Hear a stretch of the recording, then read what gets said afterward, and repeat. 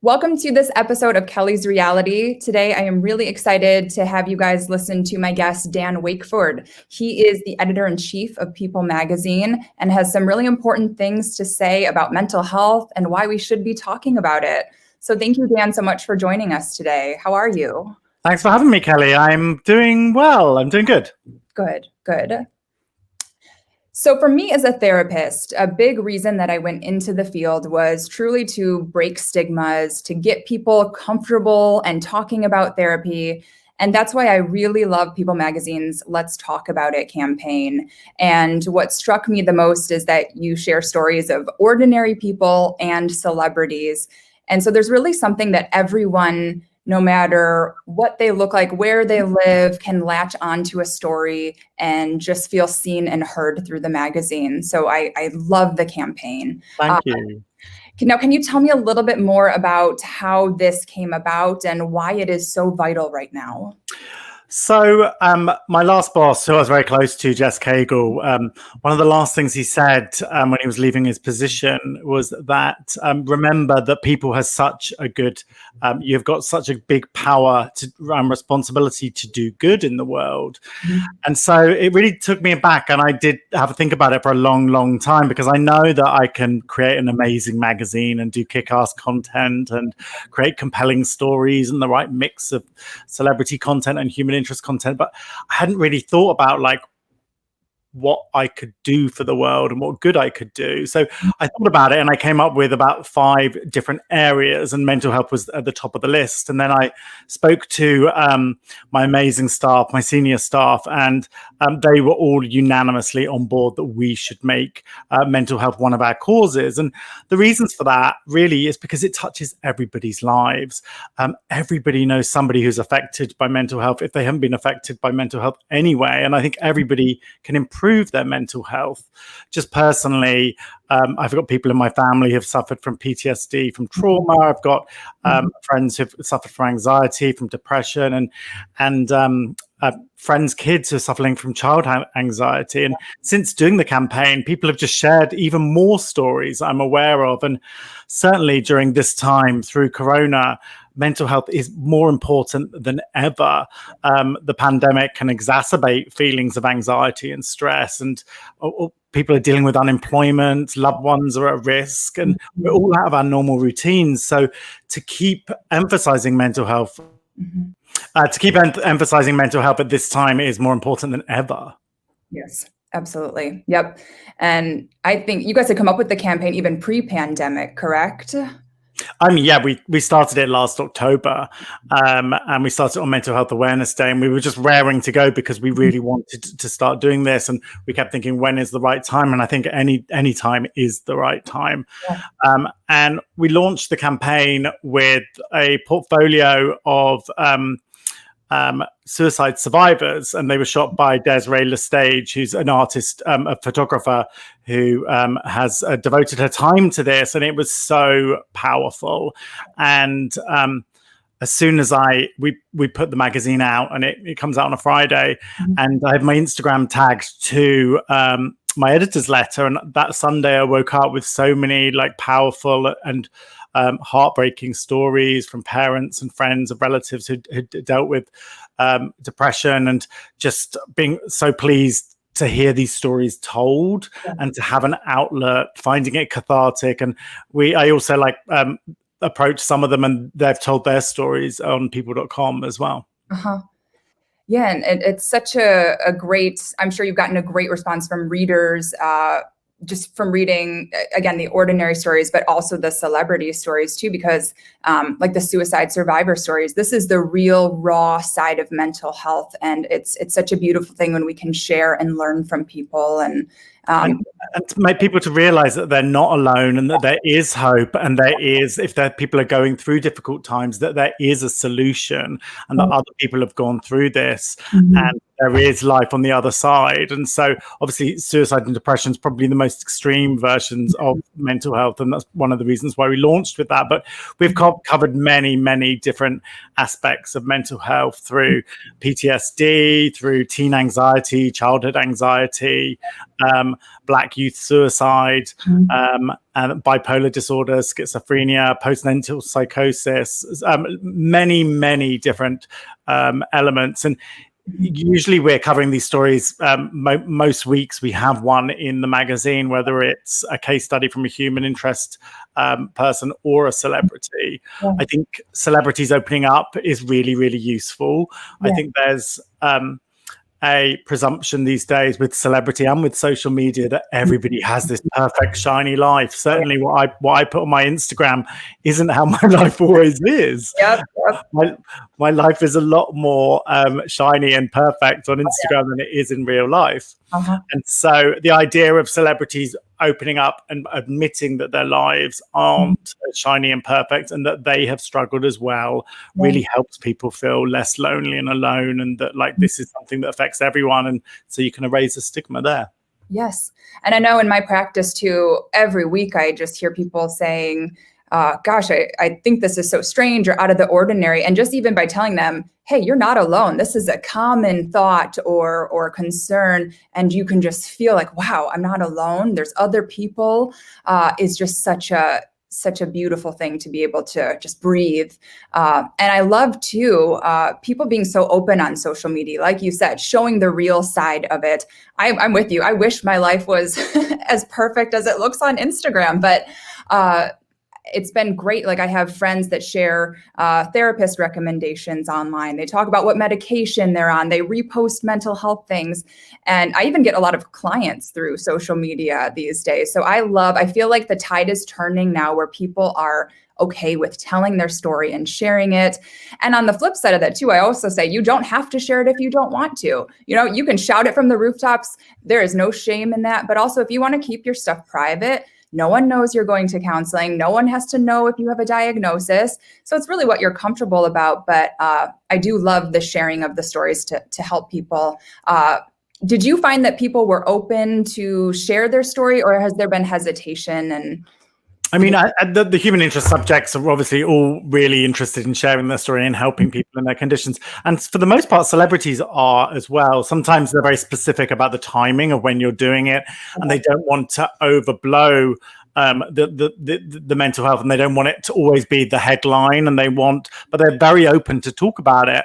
And it's something I'm very interested in, is working with celebrities and to help to do good. And they're always very open to do that and to share their stories and what they have learned and how they can help other people. So the celebrities are really good and realizing their platform these days and are really excited to help other people. Yeah, and I love that. And yeah, again, just kind of hearkening back to it, just not feeling so alone. Like I can guarantee, I always say to people, they're embarrassed or ashamed to tell a story. And with trained professionals, I always say, look, there's nothing that even phases me anymore. It's okay. And just knowing that there's people out there like you and that accept you, and there's nothing wrong with you. We can talk about it. It's just there's also a misconception with kind of what therapy is too. Therapy can be in an office with someone like me. Therapy can also be talking to a friend, a family member. Therapy can be walking your dog out in nature. You know, there's so many ways to just get that release and that therapeutic feeling. I think it's just a sense of feeling heard, and it's something I've learned from my husband, who's done counselling for the Trevor Project, and in our relationship and in life, just to make sure that you're listening to somebody. And in office environments, for me, having a big, huge team and on big conference calls, and trying to make sure that everybody is heard and people's voices aren't being shut down. But like when you have a problem, to make sure that people are listening, and that, because once you feel heard and you're being listened to, the problem starts to dissipate, and there's a stress relief there, that you're getting it off your chest and you're acknowledging it. Right. I mean, you would know this more than anybody. Oh gosh, yeah. I'm a big proponent. I always say it's like if you have a pot boiling on the stove with a lid on it, you don't see all the ferocious bubbling going on underneath until you lift that lid off. So getting rid of some of that pressure and letting the emotions and the concerns and the worries out and talking through things is so incredible. I wouldn't be in the field I was in if I didn't believe in the power of talking through things. Well, we like communicating at People Magazine. A big part of what the Let's Talk About It campaign is also providing resources for people, pointing them in the right directions. We partnered with the experts at One Mind and the Crisis Text Line, and we've been promoting a text line where you can text strength to the number 741, and you get free 24-hour support. So that has been something that I've been really, really pleased that we can do in such an urgent way to help people. Fabulous. Yeah, I'm such a supporter of this. I love it. Anything that gets people talking about mental health is just amazing. And we've had lots of celebrities talking. It's been like Leanne Rimes, BB Rexa, Meghan Trainor, Greg Louganis, Gary Goldman. So like people really have got on board, which has been really exciting. I love that. Yeah. And I really think we can break this stigma. Again, it's something with this new life breathed into mental health that people aren't afraid to share stories or to talk about it anymore. So I love it. I'm 100% behind you guys and love the campaign. Great, thank you. All right, now switching gears to you a little bit. So as editor-in-chief, you're responsible for a huge publication guiding the look and feel of it, which can definitely have its glamorous perks and great moments, but it also involves asking for revisions or maybe having to cut a very worthy piece, and giving and receiving that feedback is hard. I know for me, I'm a pretty sensitive person, and so it's hard to do that. So I wonder, what have you found over the years as the best way to give constructive criticism or offer suggestions to someone, but still make sure that their self-esteem is intact afterwards? Well, first of all, I have to say the job isn't as glamorous as it used to be at the moment. We've been inside for the last 5 months and there's been no fancy events. Yep. Celebrity interviews are done over Zoom, just like this. So, I mean, as editor-in-chief, I try and create a very inclusive and open environment and a very transparent environment, and communication and talking through things is very important. As an editor, I believe in mission statements and catchphrases and touchstones so everybody knows what direction we're going in.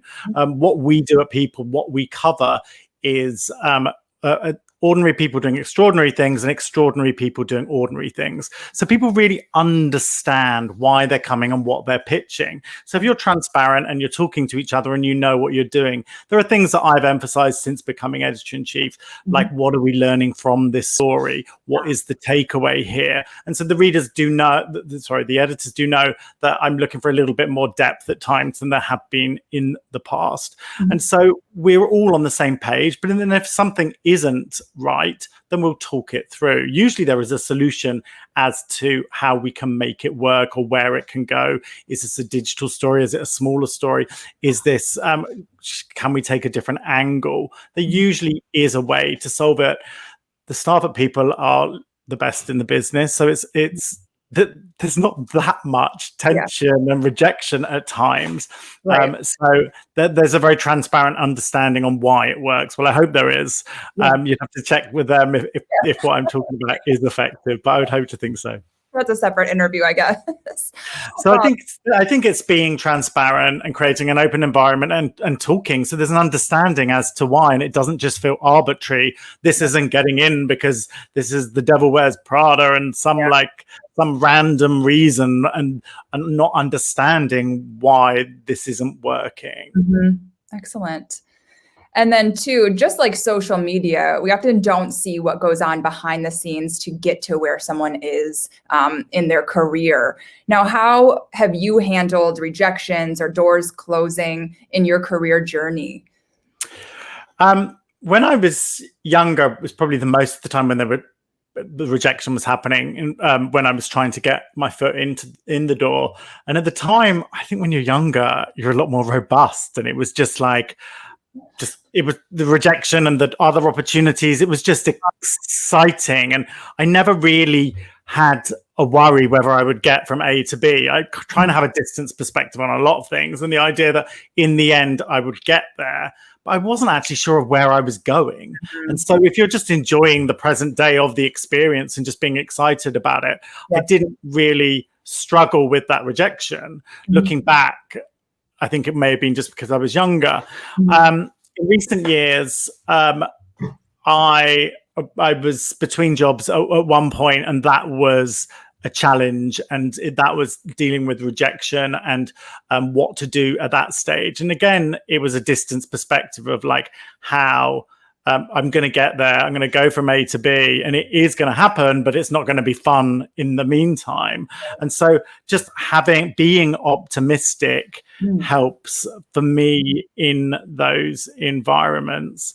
I think a very successful thing for me when I was between jobs, which was a stressful environment, and like dealing with rejection, was untangling my identity from my job, which I think has made me a happier person now. In work, being the editor-in-chief of the biggest magazine in the world, it has been like a good idea to unravel your ego and your identity from what your job is. I have a really great life with absolutely nothing to do with my job, and my husband's a big part of that, and making sure that I'm being happy outside of work. Excellent. That was going to bring me to my next question for you. Work-life balance is such a buzzword, and it's something people like to talk about, but it can be very hard, especially, with the pandemic right now. A lot of us are working from our home, that we're not used to that. So what ways do you work on your, physical, mental wellness, practice self-care? I know you said your husband played a big role in that, but share with me how you take care of your own self, especially now. So the pandemic has been challenging. It really, really has. And I've actually been open about that in some of my editors' letters, about having wobbles here and there, and giving guidance to readers in editors' letters and in the magazine of how to deal with that. Because, like, to begin with, I felt like I was working 24 hours a day because I'm used to that separate spaces and delineating your work from your life with the office. Unfortunately, I work in a news environment, which is very work focused all the time. You used to have to go to events for work a lot of the time, and it was fun, but like it does mean that you're thinking about work a lot of the time. And then the pandemic really exacerbated that. For me, I moved into the spare bedroom and made sure that this is where I'm working. When I'm not in here, I'm not working. So that helped a little bit. As in self-care, like as soon as I got the job of editor-in-chief of People, I signed up to do yoga once a week. Everyone always talks about yoga, but to me, it really works. I don't do it necessarily for exercise. I do it more for mental escapism. I'm not the most coordinated person, and so I find that I'm concentrating so hard on those things that I'm not thinking about work all of the time, and just the distance away from it means I have a clearer head when I come back to it. I also exercise most mornings, and I think I hate exercising, but I do it, and it really gives me energy and a clear head in the same sense, break from work and getting that energy. And for me to relax has been challenging, because for me to stop working, often it's like get a massage, go for a haircut, just sit there and put everything down. And doing that obviously in a pandemic's been impossible. So I have struggled. And like I had vacation a couple of weeks ago, and it was from home, and I really felt out of sorts, and I didn't really relax and escape, and it wasn't to the same sense, because not having that geographical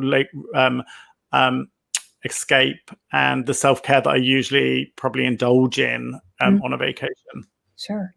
Now, it makes me wonder, especially with being a huge part of media is your career, your life. What is your personal relationship like with social media? Are you on it all the time? Does it affect your mood? How do you manage that? My husband would probably say I'm on it too much of the time. I'm not on it in the day because I can't be. I'm like back-to-back meetings and I'm working so much. I would like to be creating content. I see a lot of other editor-in-chiefs and I'm jealous that they have the time to create that content. I share some things, fun things, funny things I see. I don't do a hell of a lot. I find some social media platforms very, very stressful and anxiety making. I've recently been trolled by people and find that gives you anxiety. And so I have a distance aspect with it. I do enjoy it. But it's not something, I'm certainly not obsessed with it. But I do like to keep that dialogue with readers, and people messaging and giving me feedback is really valuable, and social media is a great way of doing that. Yep. And you mentioned the negative comments. That comes up a lot, whether you're a public figure or not. How do you handle reading negative comments, whether it's about yourself or a story? How do you cope with that? I mean, I realize the society's become more polarized than ever. So if the reaction, if you're doing a Meghan story, the people who support Kate are not going to be happy. There's a division in Harry and William camps. There's always going to be somebody not happy. So you have to not be too sensitive about that. But I mean, I'm always interested in feedback. I'm a geek. I like to get as much information as possible, but it's just not letting it take away from your core ideas and your core drive of what you're trying to do. But I welcome that feedback, as in bullying or threats or anything like that. I mean, you get support from your from where you need to. Yep. Yeah, and I think a huge thing I've talked to other guests about too is people are very brave behind a keyboard too, and it's very easy to be anonymous and attack someone. So a lot of people have said if it's not someone whose opinion I really value, I like you said, if it's a bullying, threatening remark, they just try to delete it out of their mind too, because it really doesn't matter. It's just negative energy. Exactly. Now, let's switch to a little bit of a positive topic. What's been the best advice someone has ever given you, whether it's career or otherwise? Do you have a mantra you live by? There's something that a colleague once said to me, and it was before I came out as gay, and a colleague when I worked in television when I was probably about 23, and she obviously picked up that I was likely gay, and just said, "Oh, if there's ever anything that you're not that you want to say, you should be brave enough to say it." And she said, because you'll regret it on your deathbed if you don't. And so that distance perspective to me has been really valuable throughout my life. Am I going to regret this on my deathbed? Am I going to regret moving to America when I was 27? And I decided to do that, to leave my family behind. And I was like, I'm not going to regret doing this for 2 years and having that life experience. It ends up being 18 years and counting, but it was really useful in that perspective. It was useful in giving me the bravery to come out at the time, which seemed a really insurmountable issue. It's been like useful with having decisions in relationships, career decisions. I was offered a job. I was just about to start a job when I was offered a job at People, and I was just like, am I going to regret this? And I was just like, this is a dream job. I would regret this on my deathbed. Yeah. And I've often say you regret more things in your life that you didn't do versus the ones that you did, because that wondering, oh gosh, if I only would have done this or said this, it's almost worse sometimes than dealing with the reality of actually doing it. So especially with shopping. Yes, you always or eat the cake. It's like you'll probably never regret that. So advice you would have for someone that's maybe whether they're debating coming out or doing a career change or doing something different, sounds like you would probably just say, kind of go for it more than the regret. Is that? Yeah, well, not necessarily go for it, but like imagine yourself as an 80-year-old person and have some distance perspective on this. Like looking back on your life, are you going to regret not being true to yourself? Are you going to regret not having this experience? Some things you may be like, actually, that experience wouldn't be worth risking everything else on. So it's just having a distance perspective and giving yourself a different perspective. Yeah. And that's such a good idea, because in the moment, things can be so overwhelming. But like you said, give yourself some distance and imagine. That's a technique I actually use in therapy too. Like, will this matter a week from now, a month from now, a year from now, 5 years from now? And putting some distance and say, okay, maybe this wouldn't matter. So I love that you're doing that already. That's funny. You saying it like that reminds me when I was little with my brothers, we used to be lost some money and out of your wallet, and you're just be like, I'm not going to care about that in 2 weeks' time. Don't worry about it now. So. Yeah, it's so great. And so really just putting some distance in it. Do you have like a favorite quote or mantra or anything that you? Nothing that comes to mind specifically at the moment. Yeah, great. So what is next for you and for people? I know it's been an unprecedented year. So what's so we have lots of amazing things going on at Fall. Fall is a big time for people. We have lots of exciting franchises. One of the fun and silly things that I have to do every year is choose who's the sexiest man alive. So we have that coming up in November. So that is a lot of fun. We have our kindness issue, which goes hand in hand with mental health, actually, where we celebrate people who've been kind in their communities and put others first. And we have celebrities writing about kindness, which is a really fun. And along with mental health, had so much reader feedback that people were really engaged in this. We have red carpet season, which is going to be very different to usual. We're going to be all the celebrities are going to be from the chest upwards. I'm sure they're going to be as glamorous as ever and in their homes. But I think this is a year that TV's brought us all together. So we've all watched more shows than ever. So I'm really interested in the Emmys to see who wins more so than usual.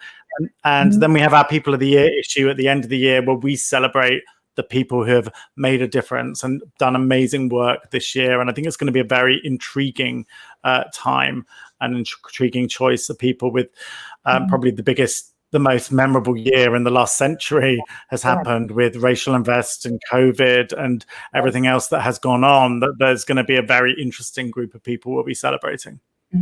Great. Oh, that's so exciting. Lots of good things. And you're right. I think TV, media, magazines, it's the leveling field. It's like we can all relate to it. And it's kept us kind of sane throughout this time. It's nice to have that to turn to because we can't really leave the house. We can't go and do things, but we can have the TV.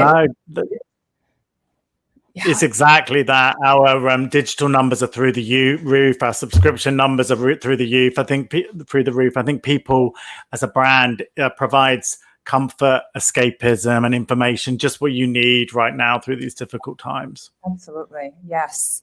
Oh, so if people want to hear more about you, where can they find you or connect with you? I'm mostly on Instagram as a social platform. You can follow me there at Dan Wakeford. So I'd probably direct you there, or pick up the magazine every week. I've got an editor's letter every other week, and have a look at that. Fabulous. All right. Well, thank you so much for talking about the campaign. I really encourage everyone to look at some past issues and to continue to follow the Let's Talk About It campaign. And again, I'm just a huge supporter. I think it's an amazing thing we so needed right now, in addition to all of the other things that People is doing as well. I love the kindness issue. I think that's going to be fantastic. So lots of really good positive things to look forward to, even though it might seem a little bleak right now. We've got some good. If we can just hang on, we're going to be okay and get through this. Exactly. Thank you, Kelly. Thank you so much. I appreciate your time, and we'll be checking out the next issue soon. Great. Thank you. Thank you.